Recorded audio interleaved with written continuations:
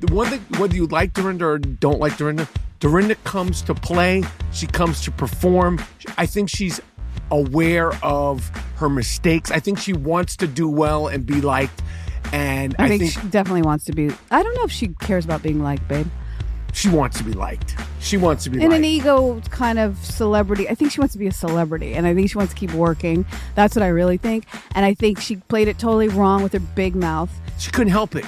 That's what I'm saying. So turn the volume up later, Dorinda. Don't turn it up right away. Nobody wants to see all that right away. They don't know I was getting you. like cringy flashbacks from her last seasons. I was like, there's not even any drinking and she's losing her shit. Do you know what I mean? Was true. She wasn't drunk. She was. That's what I'm saying. She was trying to play. And I think she went a little... She went too far. These people don't know you. These are not other housewives. 6, 5. Agreed. In the beginning. Maybe 4.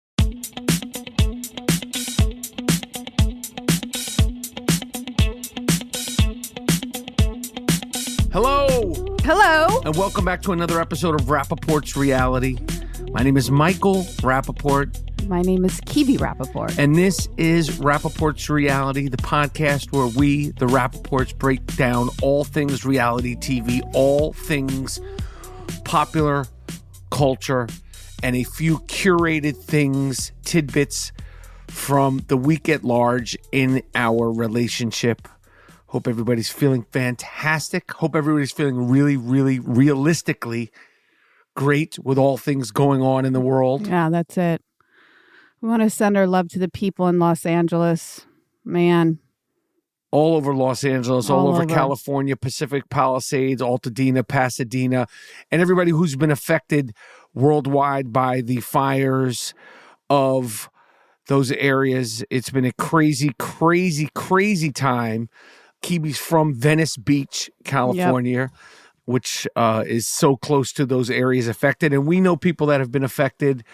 And the dust is still settling and the fires are still burning. Yeah, that's not over. Yeah, it's not over. So obviously, we've spent a lot of time thinking, praying, watching, repeating, calling, everybody involved and for everybody involved with the fires. So we are thinking about everybody out there and hoping that everybody recovers. This ends soon. This too shall pass, hopefully, with not many people unscathed, and hopefully people will be able to build back. Yeah, truly, truly, truly. Yeah. But this podcast, we like to keep things light. Yes. We like to keep things positive. And to be totally honest, the premiere of Traitors came on just in the nick of time because last week we were deep into everything going on in the world. And like we said, with the fires. And when we saw that Traitors, season 3 of Traitors dropped, we just literally dropped everything, turned off, shut. 3 hours of sheer, I don't want to say joy because I feel like that's not calling it what it was. It was beyond joy. Yeah. Let's just paint the picture. We're going to start with Traitors? Yes. Okay, we'll start with Traitors. We'll start at the top. We had been anticipating Traitors season 3. We watched Traitors season 2, adored it, loved it, ravaged it. It was so much fun to watch. Kebe definitely pushed me to watch that because I didn't watch Traitors season 1. Because we're typically not a fan of these type of reality shows, like game reality shows. Yes. But because this has all the elements there and with all our stars that we tend to like, I felt like you fell for it and you fell hard. Fell hard for season 2. So we have been really excited about season 3 and it dropped, I think it was last Friday, and we saw that it was 3 episodes dropping at once. I will say, Peacock, you got to do what you got to do. I don't understand the business model. I don't understand how or why some streaming services like Netflix, they put the whole thing out. I don't care what it is. It could be 20 episodes of whatever show, they put the whole thing out. It could be 6 episodes, they put the whole thing out. Apple sometimes puts the whole thing out. Sometimes it doesn't put the whole thing out. Everybody does their own thing. Personally, I will say that when I act on a TV show that's on Netflix and I act and work my butt off along with the cast, the crew, and everybody for, let's say, 4 months, like Atypical, and they put it up there, and people will come up to me on the stream and be like, I watched your entire show yesterday. And I'm like, shit, man, 4 months, you spent your whole Saturday watching it? Yeah, I loved it. That's funny. Like, all that hard work you put into it, somebody just binged it on a Saturday it's afternoon. flattering, and I'm glad, and we definitely binge things, but, That's you're funny. also like, damn. It's Shit, over? man. It's over for like you? that. Yeah. And as a fan of TV, we like to binge. I would say I like to binge. I think you get kind of frustrated with the binging. Reality shows I can binge. I binge I like the British mysteries and the Harlan Coben series. Corbin, I think I binge those like nothing because they're so good. And a lot of them are British. So the series is like 4 episodes or 6 episodes. So it's quick. The season is yeah. So, but you don't, I wouldn't even say that you like to do reality shows like that. You like to savor it because I'll be like, one more episode. And you're like, no, turn the TV off. And I really can keep going. I mean, 3 hours is a lot. It was a lot. But with regular shows, whether it's a comedy or a drama, for me, I feel like 2 episodes, in order to digest it and ponder on it, if it's something that I'm really into, I want to give myself that time to sort of absorb it. Otherwise, I feel like I'm not really appreciating it. Fair. That being said, that's fair. Traitors dropped 3 episodes, and it came in the evening. It came on in the evening, and we literally put our phones in the other room. Got it right at 9:00. We went to our respective bathrooms and did what we need to do to relieve ourselves. Yes. Face. Wash your face. Double cleanse. Clean yourself top to bottom. Yep. Set the blankets. Set the pillows. Totally. Set the mood. And turn the remote on and move it away. And move it away. Because you don't want to bump into it. You don't want to stop anything. That's true. And it came, saw, and delivered big time. Shout out to Alan Cummings, who he must have. Gosh. First of all, he must be getting a great check, but he seems like he's having so much fun. The costumes and the playing it up and the Traitors, and he seems like he must be having a fucking ball. Alan Cummings, who is a great actor and performer, and he sings, and he's the host of Traitors, and we can't emphasize enough how good. Both, I could vouch that season 2 and season 3 have been great. I don't know how great season 1 was. Yeah, great. I love his outfits. I think it's part of the show. I can't wait till each scene when he comes into breakfast. What he's wearing is the best to me. And he hams it up, and they love him hamming it up. And he must just have so much fun doing the show. And to tell you what the show is, if you haven't watched it, and again, I don't know why you haven't watched it, it's like a murder mystery. Obviously, it's not a real murder mystery, but it's like Clue. And there's traitors, and then there's faithfuls, and everybody is sort of lying and cheating, conniving, gathering groups. And there's challenges, and there's groups, and there's backstabbing. It's just like a perfectly a mashup of all the great things about other reality TV shows, and they get all the other great people from all the shows. There was a show called The Challenge. Never watched that. But watched that. Of course, Big Brother, Survivor, and then there's heavy with Bravo people. Love it. And this season, he's fucking back, man. Tom Sandoval. You just can't get rid of him. He just is good TV because whether you like him or can't stand him, there's something about him where you just, even if you can't. I'm the latter. Yeah, I'm the latter. But he makes for great TV because he I don't know how much he's conscious of. I don't think he's conscious of anything. See, I beg to differ. I think he's a little conscious.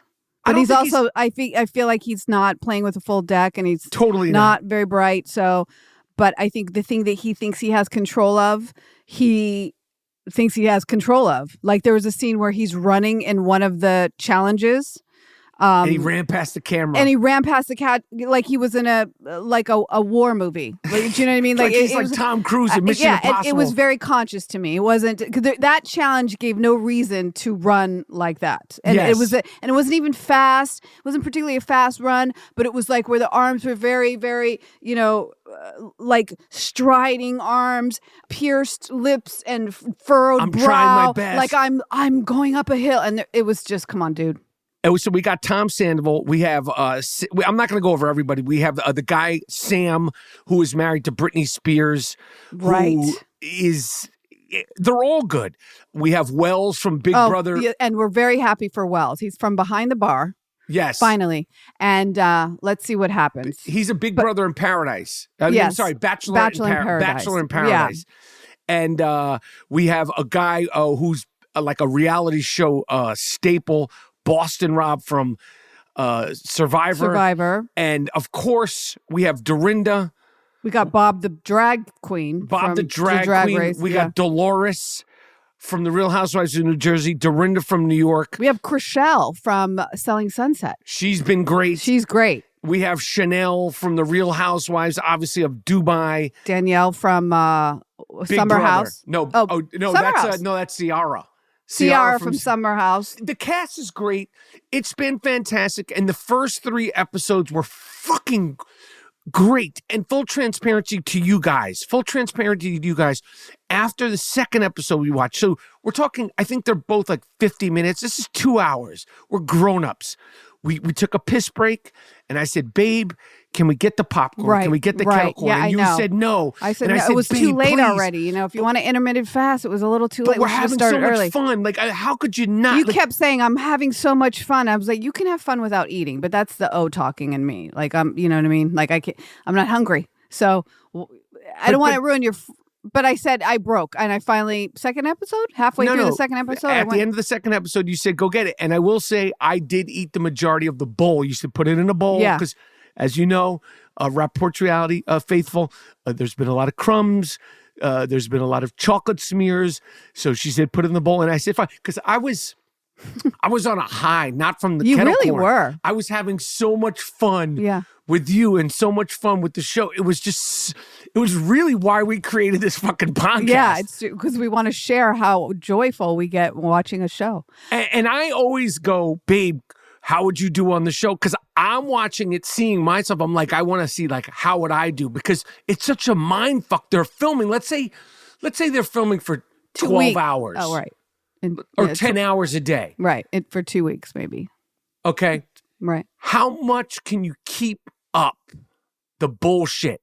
And what kind of a person is keeping it up all the time? Because there's obviously a sense of you're playing a game the whole time. Oh, I think everybody who comes on this show's playing it full out, seriously, the whole time. Oh, no, they're playing because here's the thing with the game. But how good are they playing? Yeah. Well, that's skill. That has nothing to do with like being tired or being able to keeping up appearances.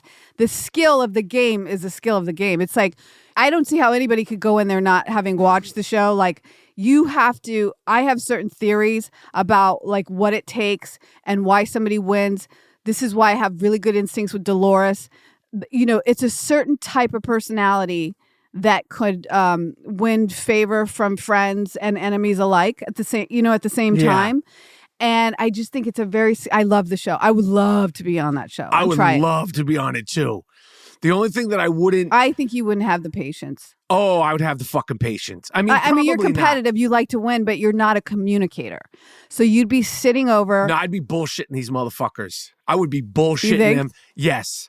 I'd be bullshitting. And also I'd be listening and I'd be like, I would fuck around. I would do good because I would be focused. Like you're saying, I'm not a good communicator in real life, but I would be performing. And playing to win. Although I feel like, I don't know. It's tricky because in the morning, there's a part where the traitors have to kill someone every night not every night, but the way the game goes. And then the next morning, eliminate a person from the show. And in the morning, they all show up for breakfast. And when first people come in and there's a knock on the door, you see who got eliminated, right? Now, I find that a lot of these people really play it up when they go, oh my gosh, thank God you're here. You made it. I just don't think this is the right angle all the time. I just don't. There's a traitor on here now, and I won't spoil it, that I think she's playing it totally wrong. Yes. Too many tears. You know what I mean? Yes. Yes.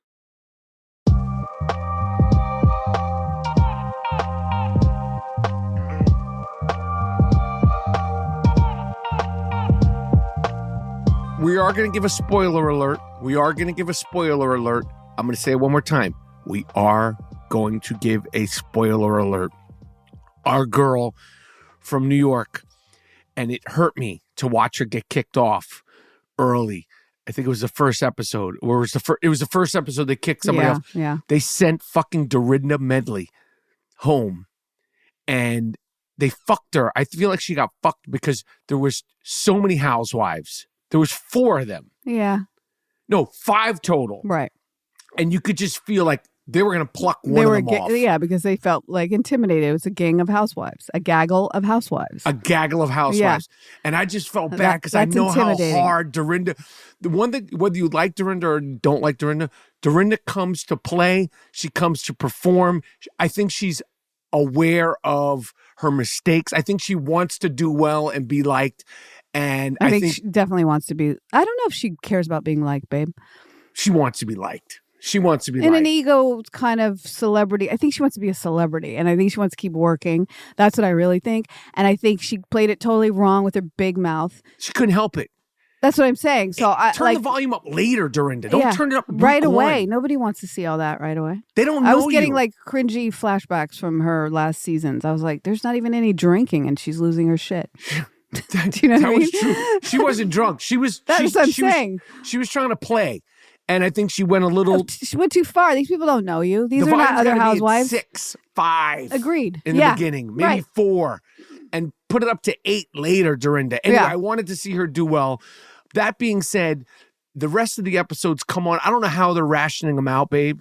I don't know if it's 2 I don't know if that like Friday will 3 more come out or will 2 come out. Let's I don't see. know.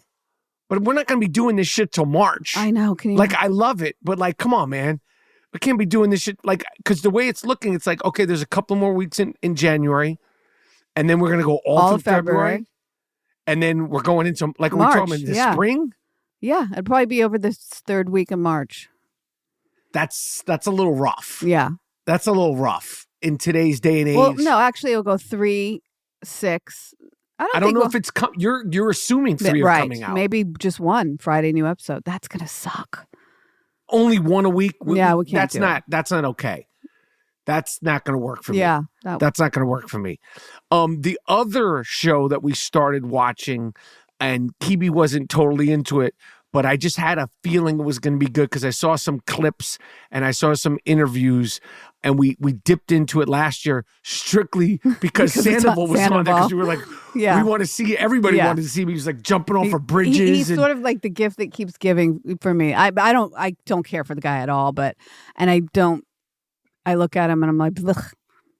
Is Special Forces on? I think it's on NBC or CBS. It's on Fox. On Fox. Yeah.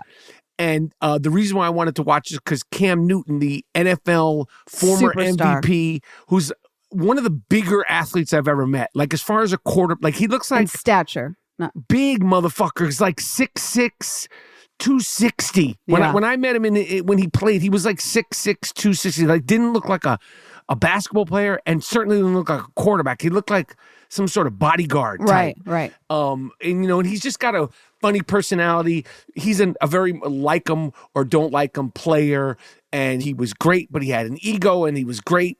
Behavioral problems, right? Behavioral problems, and he was great. And he would take and give punishment, but then he wouldn't dive on fumbled balls. So he just was like a frustrating, great star. I think he'll definitely be in the NFL Hall of Fame.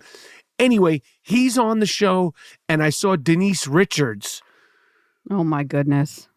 Who I would suggest watching it, guys, just for that. She's the first 2 or 3 two episodes. Man. Yeah.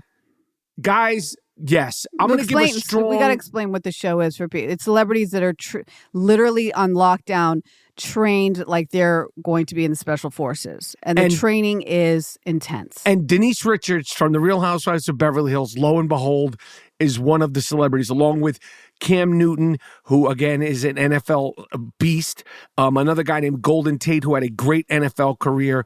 Marion Jones, the Olympic athletes. So they have Olympic athletes. They have the one Olympic gymnast. So those make sense. They have Brody Jenner, who's Bruce Jenner. Sorry. Carrie Hart, Pink's husband. Caitlyn Jenner's son, who's athletic. He's been Carrie Hart, who's in shape. A lot of these people are in shape, and they make sense.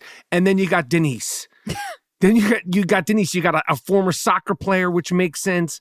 Travis Kelce's ex-girlfriend, who we don't know much about. Kayla, but she's badass. She's badass. And then again, I'm going to say it one more time. Then Denise Richards. Poor Denise. And Denise, first of all, they need to put her back on The Real Housewives of Beverly Hills ASAP. She's fucking magic. She's like a plug and play on a reality TV show. Like you put See, her you out. tend to like these people for reality shows that are really, really, to me, too damaged. There's like a fine line between like really damaged and like, middle of the ground, almost damaged. Like maybe the show will damage you after we're set. But I just don't. I found it so sad. Did you? Oh, yes. Like pathetic because of the reasons why she wanted to try to do the show to have less fear. And I mean, she looks, as we all know, like a deer in headlights. Sometimes a deer like in headlights that's not quite there. Remember the scene where her jacket was upside down and Dorit, and she became vicious, right? So there was no She deer. didn't know what the there fuck was no was going deer on. in the headlights there. But on this show, But she was a confused deer with a headlight. Confused and like cold and wet and damp. It takes place Because of the challenges. The Scotland, they're in pushing her water, in the they're in the water. air, they're climbing mountains, Jumping they're off of bridges. they're muddy. It's like awful. So like watching this woman who looks like she's gonna come undone. But to me, when she said, I am here because I want to try to conquer some of my fears. And when I'm watching the show and I'm like, babe, I understand how somebody could go, I want to try to do that because I know these things are scary as fuck and that they're frightening. And this whole thing seems frightening. And it's kind of like, don't touch the fire. Don't touch the hot pot. And you're like, oh, I'm going to touch. I could see why somebody would want to do that. And when they had the interview with her, like, and she talked about some of her life. I mean, she's been through a lot of trauma. And she talks about like, sort of being sexualized her whole life. Right. And, and basically, I mean, she didn't say this, but being a pretty girl, has been, there's been great perks to it and benefits to it. I get all that. I totally get all that. But what I'm saying to you is that humanized her for me. And it also makes for great TV when she's out there in the cold. And the way they start the whole show is these Navy SEAL guys who are real Navy SEAL guys. They walk up to them, each one of them while they're on a British boat, Special Forces. and they push them into the water backwards as hard as they fucking I mean, not push. It was a real shove. That was a shove, man. The way they pushed Cam Newton, like he looked like he got... How did that guy push him into the water? I mean, we're giving away what you guys haven't seen about. Well, we highly recommend you watching it. I just totally disagree with you about the Disney thing. I mean, she knocked the wind out of her into the ocean or where they are. But she got up and she made it through the fucking challenge, and it was good. Anyway, at least for the first 2 episodes with Denise Richards on there, trust me, if you love Denise on The Real Housewives of Beverly Hills, you're gonna want to see her compromise like this. It's like terrible. It's great. I recommend watching the show because I think it's fascinating. Also, it's sort of like a human sociological experiment to me of like, people doing the challenges and how they react when they fail, how they react within themselves when they conquer a challenge. And then when the special forces bring them in the cloak of night, covered with their head to interview them to see like what they're about and why they're there. I find that human interest part of the show interesting, but I do also probably have a hard time using up those hours with that and not something a little bit I frillier. will say in my defense, that's just where I'm at. Georgina. I was going to go right to Georgina. Yo soy Georgina. And as much as we loved Georgina until it's sort of just like we realized this is like a loop. Well, it is a loop, but I would stay with that loop. But every time I'm watching it, you're like, this is below you. I mean, so who wants to keep watching? So I'll just wait till your next trip out of town and finish it. But that's where I'm at with my reality shows. With all the drama in the world, I just don't want to see people getting shoved off boats and crying, almost shitting their pants because they're jumping out of helicopters when they have no business. Stephen Baldwin. You're right. Stephen Baldwin, the actor. Another disaster. By the way, babe, you're going to say it. Like, who wants to watch a cuckoo person, like, shit their pants doing dunk challenges or like waterboarding challenge? Like, no. I'm sorry. Stephen Baldwin, who obviously is brothers with Alec Baldwin and the other 19 Baldwin boys, Billy Baldwin, Jimmy Baldwin, Frankie Baldwin. Stephen Baldwin is good TV also because he's got that crazy vibe about him. He's got those crazy Baldwin eyes. They're like 4 different colors. And you can tell, I mean, he did good with the challenges, and they're Baldwins. They're from Long Island. Yeah. They used to fight. He played football. I think, didn't he play some football? Yeah, football, baseball, the hockey and all that shit. He's like, I'm 58. He keeps saying he's 58. I'm 58. I'm 58. And I'm the oldest one here. I'm 58. And he starts to get overwhelmed by the challenges. And then he's like, well, I'm doing a gig after this. And one of the things they said was, don't get injured. You're spoiling it, yeah, because that's the really good part. Don't but he's spoil good. It. Yeah, he's good. He's plug and play, too, because he's kooky.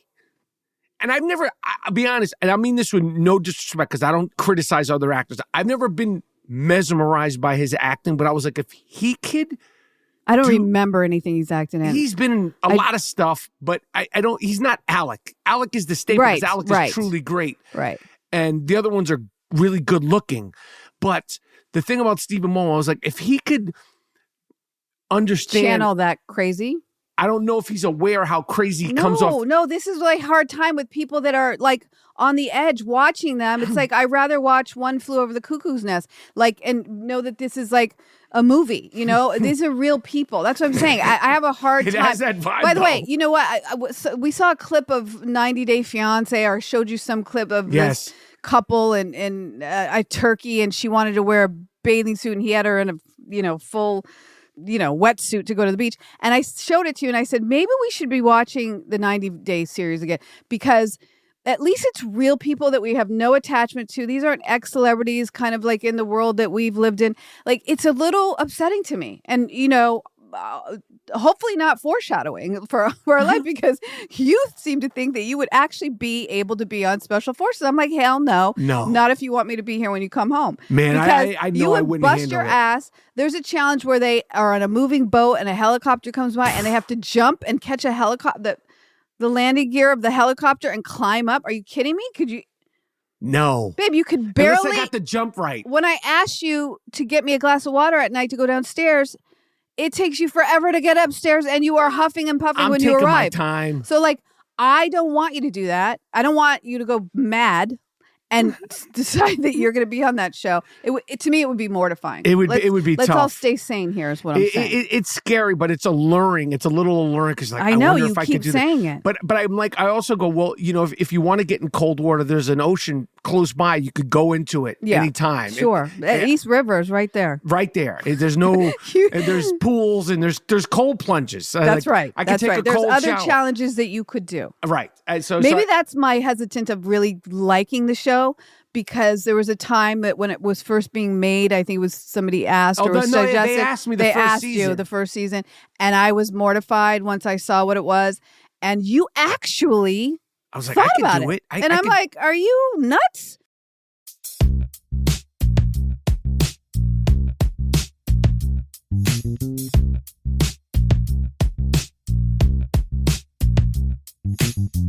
Anyway, those shows have been great.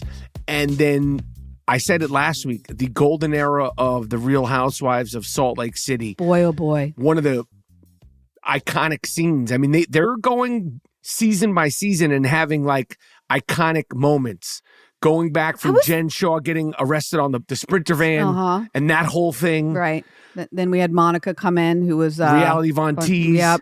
And we had the trauma of the Reality Von Teese, and we had obviously the iconic quote from Heather Gay, about Reality Von Teese, and the whole sort of mystery around Reality Von Teese and figuring out who is Reality Von Teese. And that was so we're skipping a big part. It was a Heather with the black eye. I mean, that was a moment on TV history, like where she did not admit how she woke up with a black eye. And that lasted 2 seasons. 2 seasons. Maybe 3. Yeah.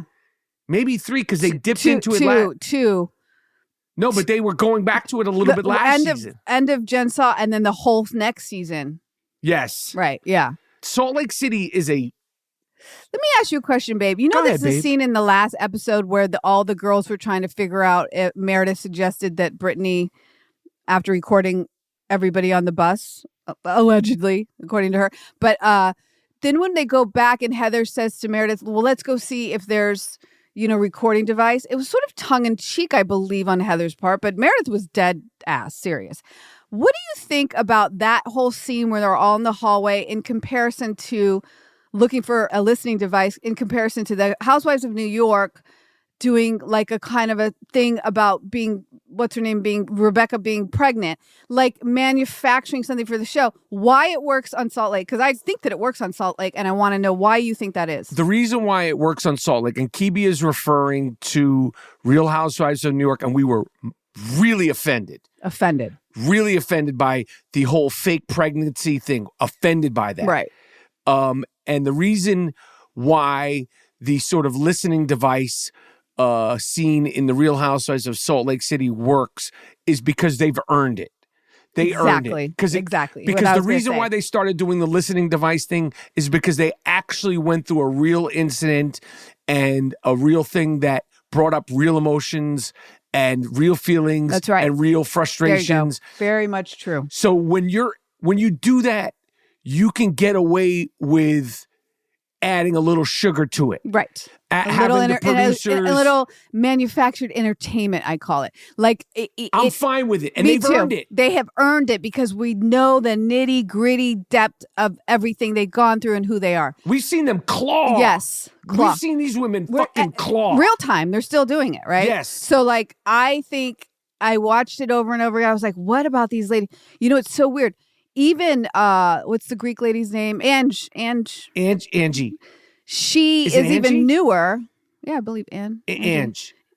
Mary calls her Ange, I think. Angie. She is even newer cast member.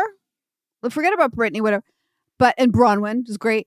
But these women they're almost, I'm watching them now as almost if they're iconic. Like, it's crazy how they got there so quickly. You showed me an old clip of Ramona and Bethany having an argument that was like brilliant. I was like, whoa, this was next level television. Yeah. I feel like the way these women are, they're getting there. They get it. They get it. They're there. And they're smart and witty and yeah. No, they get it. It's a skill. There's got to be a certain skill, and the producers, obviously we don't care to learn and understand the mechanism and the behind the scenes. We truly don't. No. We go out of our way show me not how to the ask sausage questions. is made. I don't want to know. Yeah, we don't want to know how the sausage is made. I have some ideas and thoughts and theories, and you even asking that question about why can the Salt Lake City girls, women get away with a listening device scene, and why was it so offensive in New York? Even to sort of deconstruct that is something that I don't like to do. But like I said, and we said this when the Real Housewives of New York did that whole fake pregnancy, it's like they haven't earned that. No, this is basically their second season. Yeah. You can't be doing that shit in your, like, not even halfway through the second season of your show. Yeah. Like a whole episode. It was very, very manipulative and very like. We're not the only ones who were infuriated. No, everybody. I mean, they're taking the audience for granted when they did that. Yes. And I think it was bad producing and just a bad idea. But this whole scene that will go down in reality TV show history, and certainly Real Housewives of Salt Lake City history, with Danielle, the new girl, literally starting to record Brittany. Who's the fuck's Danielle? I said Danielle from the other show, from Traitors. There's a Danielle on Traitors. Yes. Yeah. Sorry, Brittany from Salt Lake City, recording them while the girls they're going at it. Yeah. They're arguing. I mean, it's kind of like a free-for-all. It's a bad argument, and it's between Whitney Wild Rose, respectfully, and Heather, and they're all, I mean, at this point, they're all in it. Like, they're all arguing. And you hear like a boop, boop, like on somebody on their phone, and Meredith. No, it was Ange that looked over and said, Brittany, are you recording? Right. And she was like, what? I said, no, I'm sending the text to my daughter. She got good news with this test score, blah, blah, blah, blah, blah. And chaos ensued. And I understand why chaos Meredith saw red. Yo. She did one of her, like, mommy dearest screams at it. It was great. I'm surprised that she didn't get fired. No, like, they exactly. sort of worked it out amongst themselves. But that's something that I've never seen. It's never been discussed, and no one's even been accused of. Babe, this is the problem where we have with new people coming into the show. We're always trepidatious of someone new coming in because, you don't want somebody who's studied, of this. And again, here's another person, a la Meghan Markle. I've never watched the show. Right. Wrong. Yes, she did. And but give more context because Brittany is saying we watched the after show. Yeah. And she's tripling down that she wasn't recording. That she wasn't recording, number one, and that she never watched The Real Housewives of Salt Lake City, and she also never watched Bravo shows. And I'm like, Then how did you get on the show? Yes, and why did you sign up? That's like saying, okay. And then she said she was regretful. I regretted that I didn't watch it because I didn't know what I was getting into. I love you, Andy, and Bravo TV. No offense. I don't believe you. I don't believe her. No, by the way, let's continue on. But how do you convince somebody to do a show that you've never seen before? You don't. It's a lie. Yeah, you don't. By the way, Heather brought her in, so she knew what Heather was doing with her life. I believe Heather is her friend. Of course she knew what she was doing with her life. Her whole life, she became this person, this thing. Yeah, she's this thing. And so it's really interesting that a grown woman will sit there, record other grown women, probably in the after show, they actually all admit it, probably to share with her friends, like, look at these assholes. I'm on the outside of this. I don't act like them. That's what I thought she was doing. And that's not true. But what ensues afterwards, when they're all sitting down for lunch, they confront her again and said, you were recording us and we're not cool with it because we've been through a lot with the reality Von Teese and then the whole Jen Shaw thing. Trauma. These are traumatic events and they're all re-stimulated. And here this woman says, I don't know, does she admit it first? Or then she goes on to say I didn't know it was recording. I was taking a selfie. She kept going, and then she turns the entire conversation into, yes, I'm sleeping with Jared. Yes. Because she's a Mormon and she's not supposed to. The previous episode, she said, we're not physical. So she uses this opportunity to tell them that she is. Duh. Everybody knows. The audience knows. The cast knows. It's very clear how she drinks, what she wears. They're doing it. They're doing the do. Okay. Now, the thing that I have a problem with is that, hold on with me for a second. In this scene, these women, they fall for it. Why? Because they're all Mormons and they all are privy to this sort of emotions about withholding who they really are because the religion doesn't allow them to do so, right? So they all err on the side of sympathy with her, which I'm fascinated by because one minute you were pissed off, but the only person that ain't buying it in the moment, in the looks of the moment, because Bronwyn doesn't buy it, but she pretends to in the moment, like, yes, yes, yes. And I love what she said to her, because, like, don't use your trauma and pain but what you can't do and weaponize it against us. But Mary, at the end of the table, Mary Cosby, she was like, girl, bye. Yes. Girl, bye, goodbye. This is the worst type of human being that will, in the moment they're getting in trouble, stub their toe. Yeah. And be like, ow, my toe. Yes. So now we're done with the truth of the matter. Man, get out of here. I don't like her. I hope she doesn't come back because of that, because she's faking the funk. And I don't appreciate a housewife that fakes the funk like that. But do you think that maybe she isn't faking the funk because the women in the court of law of Real Housewives of Salt Lake City, they sort of heard her out. They heard her story. They were with her and they kind of, they don't think they forgot, but they forgave her. Yeah, did they? Because, they did forgive her, but now we have this thing. I think watching the after show sometimes is shitty because it's almost like knowing how the sausage is made, because according to most of them on the after show, they're not having it and they think she's not ditzy and a liar still. So I'm like, how do they move forward with this person? Well, maybe she won't come back. Yeah. Maybe she won't come back, but she's done a good job of stirring it up. And that is what we want. But that's like being on a TV or movie set, shooting a scene, recording it, and posting it like the day of. Yeah, and also that's crazy. The argument could be made that, you're on a TV show, you're already being recording, you're mic'd up. No. Anyway, but this is different. They've all agreed to be on the TV show and do this thing amongst themselves. They did not agree to be in your phone. Not at all. Yeah. Not at all. Yeah. So it was a very... I'm not feeling her at all. It's like her and her Jared Osmond. But it made for great TV, and it made for a great segment on another. I mean, I don't like to brag, but I will do it. I try to stay humble, but I will speak the truth. And this is another great episode of Rapaport'S Reality. And I know a lot of you are listening, and I know a lot of you have friends who love reality TV shows. So I would love for you to share. I would love for you to subscribe, rate, and review this fantastic episode of Rapaport'S Reality. Funny. And I can't wait for next week. Oh, we got so much going on. There's so much. I mean, we're in reality TV, Bravo TV history right now. It's so good. It's all over the place. Beverly Hills. By the way, we got Potomac. I think they shot the reunion. So and we got coming. Summer House looming.